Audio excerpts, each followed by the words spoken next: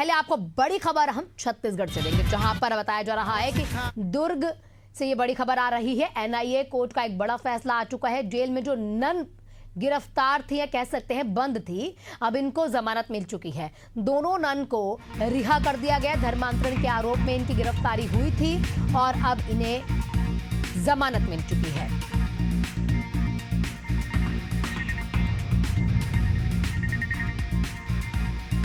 बड़ी खबर, बड़ी जानकारी हम आपको दुर्ग से दे रहे हैं, जहां दोनों ये नन जो थी, धर्मांतरण का ये पूरा मुद्दा है। आपको हम बता दें, शुरुआत हुई थी, धर्मांतरण लगातार हो रहा है और क्रिश्चियनिटी को कहीं ना कहीं अपनाने के लिए मजबूर किया जा रहा है, चाहे वो आर्थिक रूप से लोगों की मदद करने का इस तरीके से एक प्रलोभन दिया जा रहा हो, या फिर उन्हें दबाव में करा के क्रिश्चियनिटी जो है या फिर कहते हैं ना ईसाई बनाया जा रहा है। इस मामले का जैसे जैसे खुलासा होता है तो ये दो नन उनमें ऐसे पाई जाती हैं कि ये जो दो नन हैं यही वो नन है जो मजहब बदलवा रही थी। खैर, मामला आगे बढ़ा, उसके बाद पुलिस वहां मौके पर पहुंची और इन दोनों नन को गिरफ्तार किया जाता है और ये पूरा धर्मांतरण का मामला राजनीतिक रूप ले लेता है। इसमें पक्ष और विपक्ष दोनों आमने सामने आ जाते हैं, लेकिन ये मुद्दा महज छत्तीसगढ़ तक नहीं रहता। ये मुद्दा केरल यानी दक्षिणी भारत पहुंच जाता है, क्योंकि वहां पर आप सभी जानते हैं ज्यादा से ज्यादा अगर कोई मजहब है तो वो क्रिश्चियनिटी है, यानी कि ईसाई मजहब है। वहां पर भी जो सरकार है, वो सरकार जो बोल विपक्ष के होते हैं, तो वहां पक्ष के बोल भी वैसे ही हो जाते हैं छत्तीसगढ़ में आकर।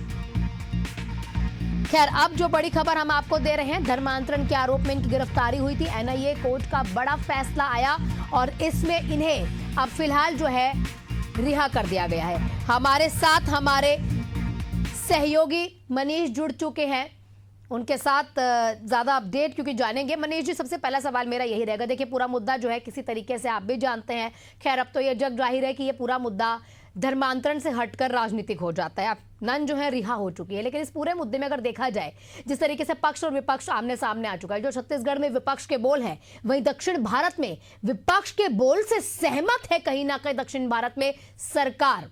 और देखा जाए जब ये रिहा हुई है तो वहां पर खुशी मनाई गई है, तो ये थोड़ा सा राजनीतिक पहलू भी समझना चाहेंगे। एक ही पार्टी में होकर पूरी विचारधारा अलग है, बस राज्य बदल गए हैं।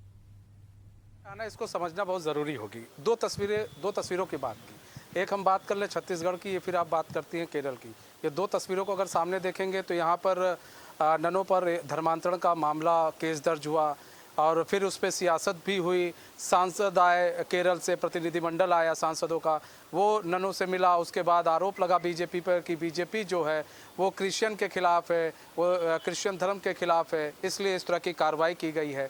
वही दूसरी बात करें, दूसरी तस्वीर की बात करें केरल की, तो जिस तरह से ननों की रिहाई हुई उसके बाद केरल में चाहे सत्ता पक्ष हो चाहे विपक्ष हो, सब में खुशी की वहाँ पर लहर देखने को मिली।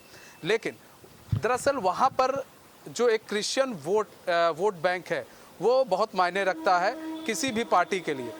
जितना क्रिश्चियन वोट बैंक केरल में लोगों को मिलेगा उतना ही उनको फ़ायदा होगा, और वो क्रिश्चियन वोट बैंक नहीं चाहती है केरल में बीजेपी की वहाँ पर वो क्रिश्चियन वोट बैंक खो दे। इसीलिए आपने देखा होगा कि केरल से यहाँ पर बीजेपी के लोग भी यहाँ पर आए थे, उन्होंने बातचीत की थी, सीएम साय से मुलाकात की थी, कई तरह के बड़े जो मंत्री उनसे भी मुलाकात की गई थी, चर्चा भी इसको लेकर हुआ था।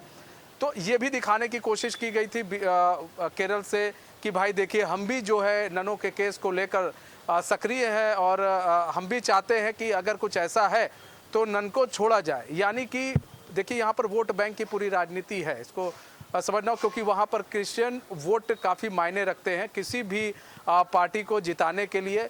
तो एक जो पार्टी है, पार्टी तो अपनी साख बचाने में लगी है कि किसी तरह अपनी वहाँ पर साख बचाई थी। बात की जाए छत्तीसगढ़ में आज जब ननों को, अभी देखिए इस पर समझिए, इसको बेल मिला है उन्हें, केस नहीं पूरा स्थगित किया गया, उन्हें बेल दिया गया है।